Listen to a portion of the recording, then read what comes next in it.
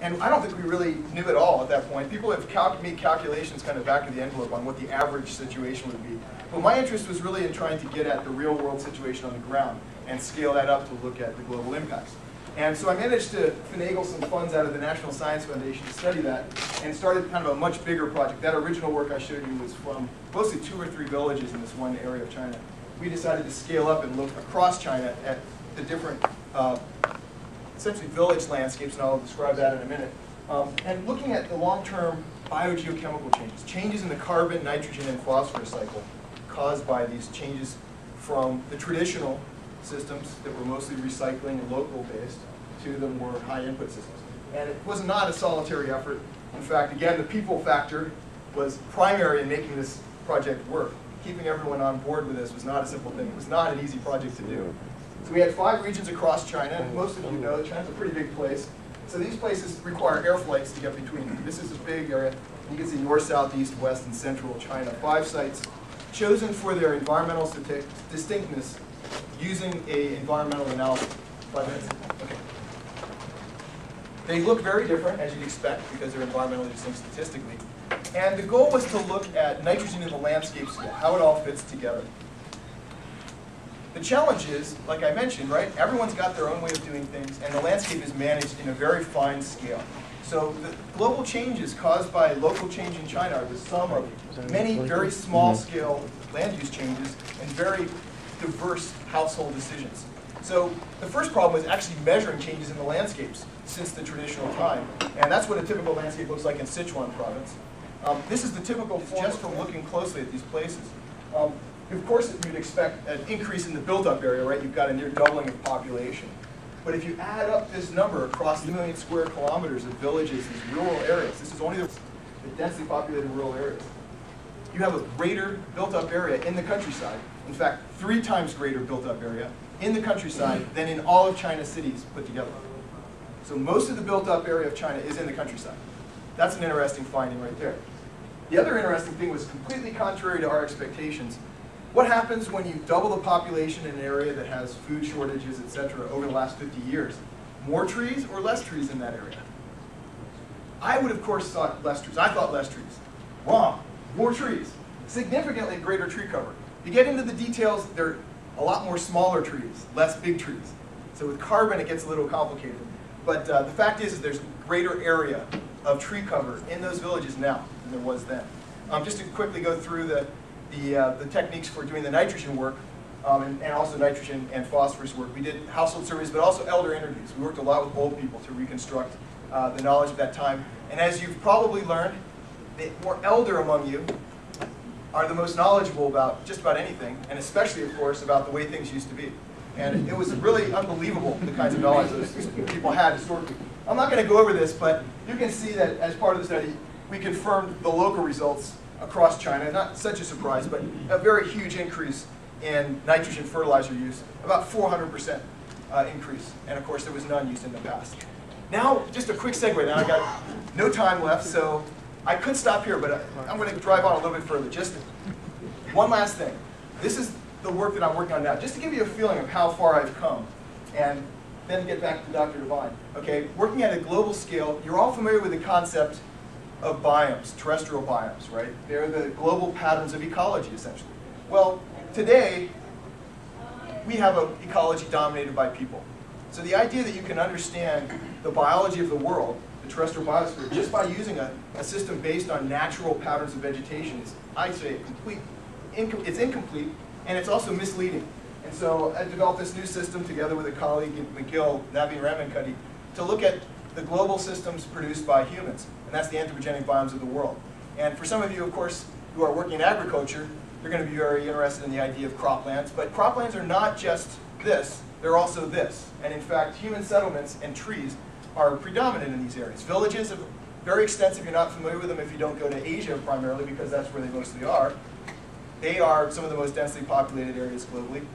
Just to give you a quick breakdown, according to this analysis, about 3/4 of the world in this analysis comes out as human-created, anthropogenic, and only about 22% wild. With primary productivity, it's even less. Only about 10% of the primary productivity globally is occurring within these natural systems. About 1/3 of the forested area is in, or sorry, about 1/4 of the world's forest area is embedded in croplands. So croplands are actually not just this place that has crops. It's part of a mosaic, a multifunctional landscape. So if you're interested in this, there's lots of information. Now you've survived till the end, and I can do a little bit more about Dr. Devine. So as you can see, I'm having a pretty eclectic career. And I've moved from the kind of the stern taskmaster, get that one narrow job done, get the crosses made, Christopher, out there, and talk more about the inspiration. And contrary to what a lot of people think, I think this work is actually illegally done. It was not just done on the hook or by crook. This work was done in spite of the best efforts of the U.S. Department of Agriculture. This was an inspiration to me. He did this kind of on the slide. He took me out there a few times and showed me around, and he'd been doing this thing with his buddies over there, and, not properly on USDA land some of the time, and moving it around from place to place, not to attract too much attention. And in the process, developed something amazing, something outstanding, an outlier to the entire concept of what people have been doing with soybeans before, right? And has it been a contribution? Some of the greatest contributions come this way, by looking after something that everyone else isn't looking after. And I think if there's one simple thing that Dr. Devine really encouraged, by example, not just by getting individuals to do it, although he also did that. He was also very encouraging individually. But as an example himself, of just trying to do the right thing, trying to do the thing that hasn't been done. That was a very great inspiration to me. So thank you very much. Thank you, Dr.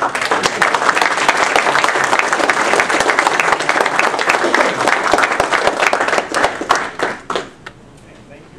I think we had really interesting cross-section of ideas presented. In Ireland, these would be the war pipes. They're closely, everybody calls them the Highland pipes. They're very associated with the Scots, really. But the earliest known drawing of a piper is from the 8th or 9th century in Ireland. The piper in war. It was an Irish piper, and it was an Irish drawing of a piper playing the pipes. Back then, they only had 2 drones. These are called drones. Obviously, they make a droning noise, and everything's driven by a reed.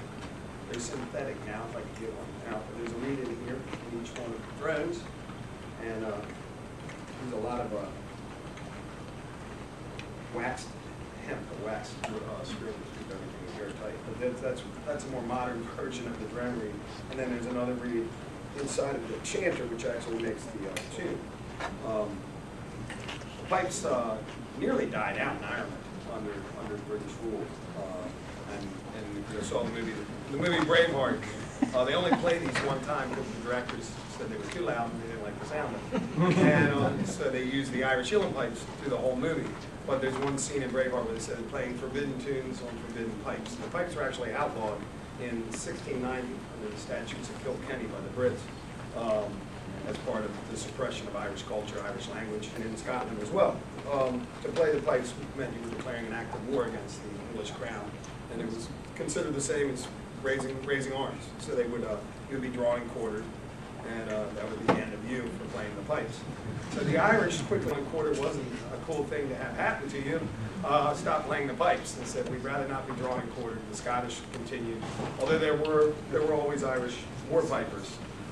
Yeah, the survival. It was better to survive than to play the pipes. And then eventually, obviously, the British Army decided that the pipes were pretty cool and made it regimental. And there is a peculiar form of pipes called a Brian Baru bagpipe, which has a different chanter, and there are keys on it. I've actually never seen one, which was very common in Ireland up until about the 70s, and everybody switched over to the common chanter.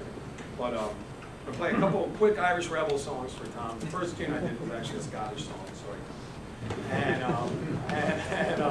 the second tune I did was called The Dawning of the Day, and that's a nice Irish air. A lot of the tunes travel back and forth. The Irish claim it's their tune, and the Scots claim it's their tune. Of course, all Scottish people are Irish, but not all Irish people are Scottish. And but I'm going to play a couple quick rebel songs. One is called The Wearing of the Green, which a lot of people know, and that's from the 1700s. And the second one is called Let Aaron Remember, which Tom probably knows the words to that one. You're quite a historian of all Irish music. Let Aaron Remember the Days of Old. I believe it was written by Thomas More. Correct. and then the last one is the last one. The middle one is the first one will be Mr. Boy, then Where to the Green, then Let Aaron Remember, and then the fourth tune is called Sean Southwood Riding Portland, which but either way, these guys met the same end. And they're Irish rebel tunes. So I'll do quick 4 rebel tunes, and then you guys will probably be sick of the bagpipes and go back to the originals. So. And then, incidentally, since you guys are into bugs and woods and bugs and wood, I don't know if any bugs either, but the pipes are made out of African blackwood. Any decent set would be made out of blackwood. So, if you don't like the pipes, you run. It's always a good excuse to get out of the next seminar and say, I don't like the bagpipe. Tom, are you going to dance? Oh, yeah.